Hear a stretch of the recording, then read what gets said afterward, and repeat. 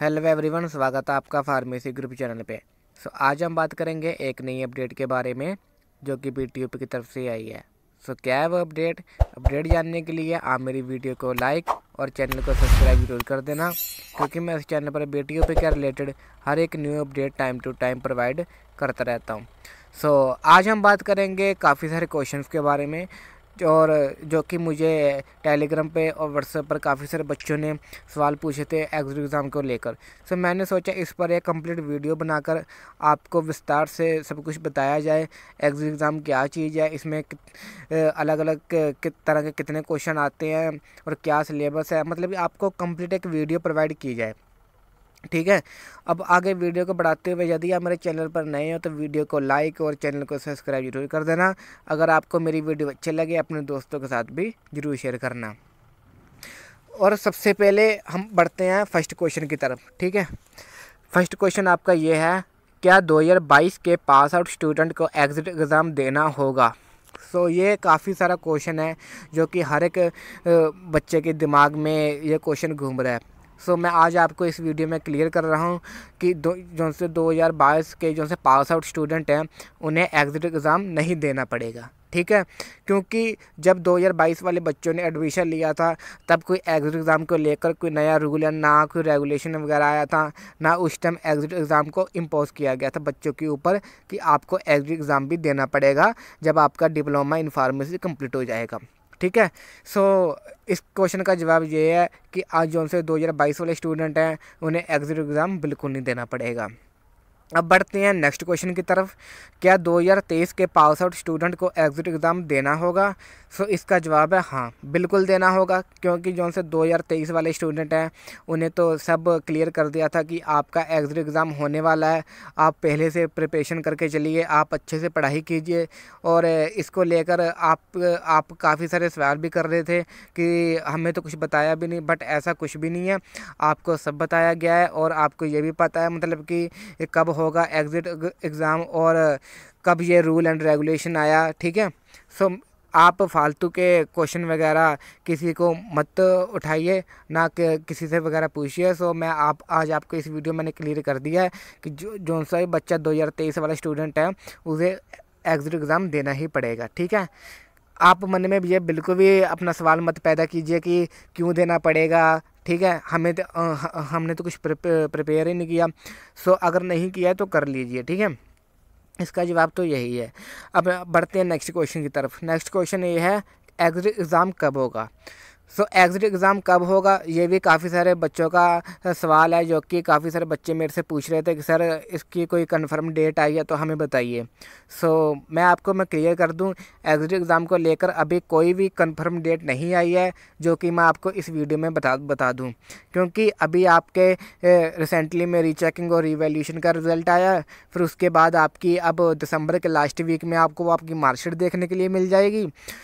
मैं इतना बस मैं क्लियर करने लगा हूँ कि दिसंबर के लास्ट वीक तक मतलब कि 90% चांस है कि आपका एग्ज़िट एग्ज़ाम को लेकर कोई नया नोटिस जारी हो सकता है। ठीक है, जैसे ही कोई नया नोटिस जारी होगा और फिर आपको तब क्लियर हो जाएगा कि आपका एग्ज़िट एग्ज़ाम कब होगा। ठीक है, अब बढ़ते हैं नेक्स्ट क्वेश्चन की तरफ। नेक्स्ट क्वेश्चन है, एग्ज़िट एग्ज़ाम का सिलेबस क्या होगा? मैं आपको बता दूं कि एग्ज़िट एग्ज़ाम का सिलेबस आपका वही होगा जो कि आपने डी फार्मा फर्स्ट ईयर और डी फार्मा सेकेंड ईयर में आपने पढ़ रखा है।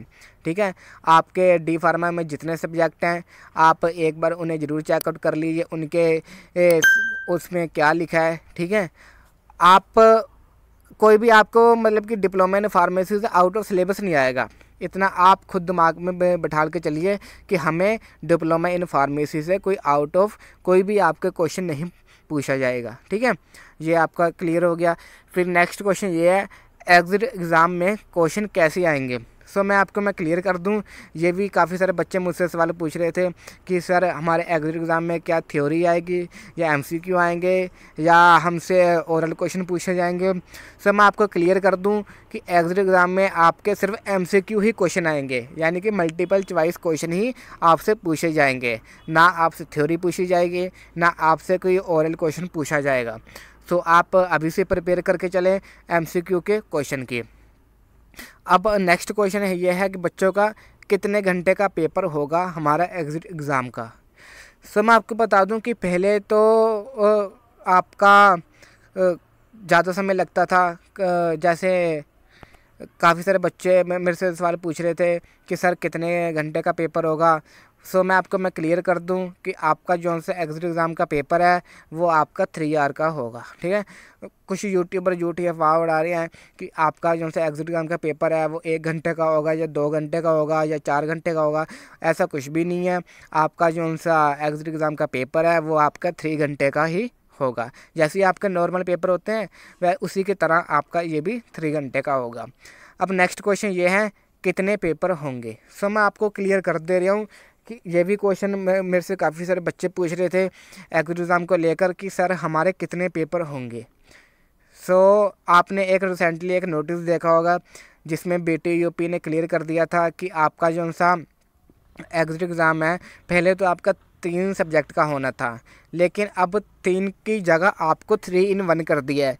यानी कि आपको 3 सब्जेक्ट का अलग अलग एग्ज़िट एग्ज़ाम नहीं देना पड़ेगा, अब आपको एक ही सब्जेक्ट में देना पड़ेगा। यानी आपको एक ही पेपर होगा। ठीक है, मेरा कहने का मतलब है कि आपका एक ही पेपर होगा। आपके जो से बाकी के जो से सब्जेक्ट है ना उनके सब का MCQ इकट्ठे करके वो आपको एक ही पेपर में देना पड़ेगा। ठीक है, फिर उसके बाद ये क्वेश्चन में कुछ बच्चे ये पूछ सकते हैं कितनी बार पेपर दे सकते हैं।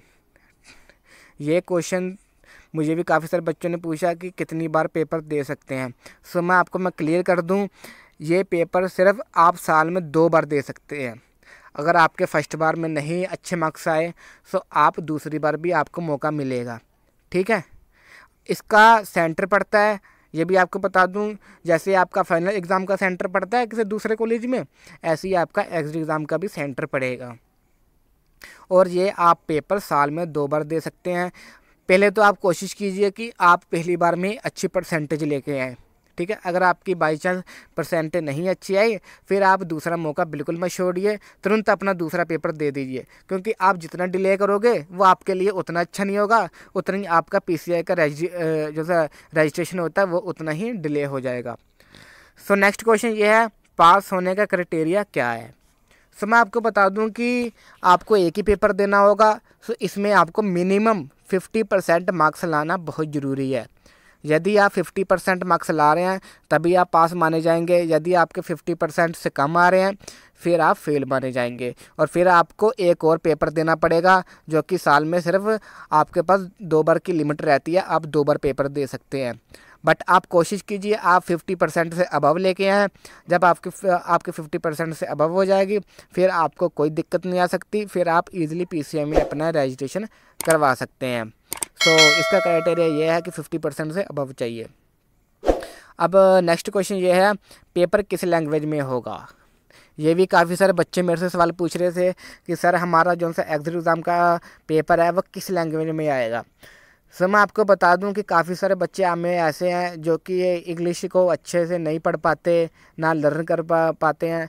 सो आपको मैं ये आज क्लियर कर दे रहा हूँ कि आपका जो सा एग्ज़िट एग्ज़ाम का पेपर है वो आपका इंग्लिश में ही होगा। ठीक है, क्योंकि काफ़ी सारे यूट्यूबर झूठी अफवाह उड़ा रहे थे कि आपका जो सा एग्ज़िट एग्ज़ाम का पेपर है वो हिंदी और इंग्लिश में आएगा, बट ऐसा कुछ भी नहीं है। PCI ने इतना क्लियर कर दिया कि आपका जो सा एग्ज़ाम है वो आपको इंग्लिश में ही देना पड़ेगा, और आपके MCQ आएंगे वो आपके इंग्लिश में ही आएंगे।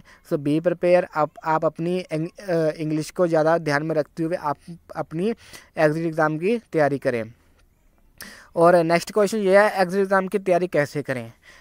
सो मैं आपको बता दूं कि एग्ज़िट एग्ज़ाम की तैयारी करने से पहले यदि आपने डिप्लोमा इन फार्मेसी की सारी बुक्स आप एक बार ज़रूर चेकआउट कर लीजिए। उस बुक्स में जितने MCQ हैं आप उन्हें भी एक बार देख लीजिए क्या क्या है MCQ, क्योंकि आपको आउट ऑफ सिलेबस बिल्कुल नहीं आएगा।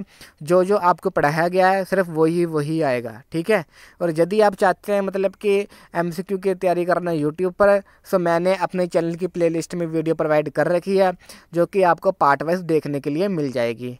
आप एग्ज़िट एग्ज़ाम में जो जितने भी MCQ आएंगे वो आपको मेरे प्लेलिस्ट चैनल में उसकी वीडियो अवेलेबल है, एक बार आप ज़रूर चेकआउट कर लीजिए। ठीक है, आपको सारे MCQ वहाँ पार्ट वाइज देखने के लिए मिल जाएंगे, जो कि इजी टू हार्ड एमसीक्यू हैं। और यदि किसी बच्चे को कोई दिक्कत आ रही है तो वो मेरे टेलीग्राम चैनल ज्वाइन करके वहाँ मेरे को आप कोई भी क्वेश्चन पूछ सकते हैं, ठीक है। और मैं कोशिश करूँगा कि आपको टाइम टू टाइम एमसीक्यू के रिलेटेड और भी जितनी हो सके उतनी ज़्यादा आपको वीडियो प्रोवाइड करता हूँ। और मैंने सोचा इस पर एक पार्ट वाइज एक सीरीज़ बनाई जाए, जो कि आपके लिए बहुत आसानी हो जाएगी लर्न करने के लिए, और आपका साथ साथ एग्ज़ाम का भी रिवीजन हो जाएगा। और जो बच्चे डिप्लोमा इन फार्मेसी में फर्स्ट ईयर कर रहे हैं या सेकंड ईयर कर रहे हैं उनके लिए भी आसानी हो जाएगी पढ़ाई करने में। आप कुछ मत कीजिए, आपको जितना मैं बताया है आप उतने उस बातों पर ही ध्यान दीजिए, आप फालतू किसी की बातें मत सुनिए, ठीक है। और रही बात तैयारी की, तैयारी हम आपको प्लेलिस्ट में वीडियो प्रोवाइड कर किया, वो एक बार जरूर चेकआउट कर लीजिए। और इसी के साथ यदि कोई बीटीयू पे या पीसीआई की तरफ से कोई न्यू ऑफिशियल नोटिस आता है तो उसके रिलेटेड भी मैं आपको इस चैनल में के थ्रू आपको न्यू वीडियो प्रोवाइड कर दूंगा। आपसे रिक्वेस्ट है, यदि आपने अभी तक मेरी वीडियो को लाइक और चैनल को सब्सक्राइब नहीं किया आप ज़रूर कर लीजिए, ताकि आपको टाइम टू टाइम मेरी वीडियो मिलती रहे, ठीक है। अब मिलते हैं किसी नेक्स्ट वीडियो में। Thank you, thanks for watching.